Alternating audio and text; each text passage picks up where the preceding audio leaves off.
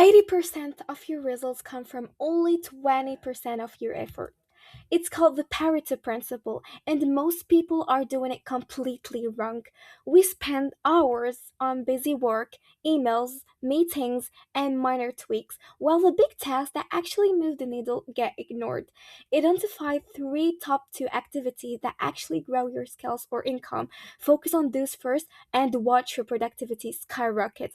Master the rules of life one skill at a time. Subscribe to my channel for more growth hacks.